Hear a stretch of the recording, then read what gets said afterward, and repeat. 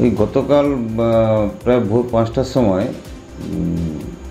ঝড়খালির একটা trawler FB মা অষ্টমী, ওরা ওখানে মাছ ধরছিল জাল ফেলে। সেই সময় হঠাৎ করে একটা ঝড়ো হাওয়া মানে বইতে শুরু করে এবং সঙ্গে সঙ্গে প্রচণ্ড সমুদ্র উত্তালও হয়।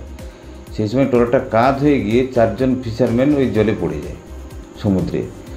তো পাশাপাশি ট্রলার এবং ওই ট্রলারের লোকজন যদিও 3 জনকে উদ্ধার করেছে, তার মধ্যে একজনকে উদ্ধার করতে পারেনি। তার নাম গোপাল মণ্ডল, বাড়ি ঝড়খালি, বয়স 46।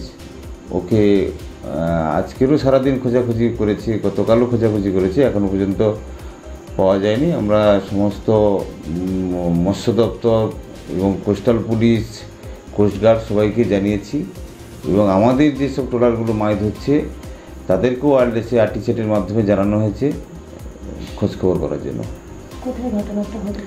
ঘটনাটা ঘটেছে হচ্ছে ওই কেদরদ্বীপ আছে, কেদরদ্বীপের সংলগ্ন প্রায় 10-12 কিলোমিটার দূরে উপকূল থেকে। আমাদের ভিডিও ভালো লাগলে লাইক এবং শেয়ার করুন। কমেন্ট সেকশনে গিয়ে জানান আপনাদের মতামত। আরও ভিডিও পেতে আমাদের চ্যানেল সাবস্ক্রাইব করুন এবং প্রতি মুহূর্তে খবরের আপডেট পেতে প্রেস করুন বেল আইকন।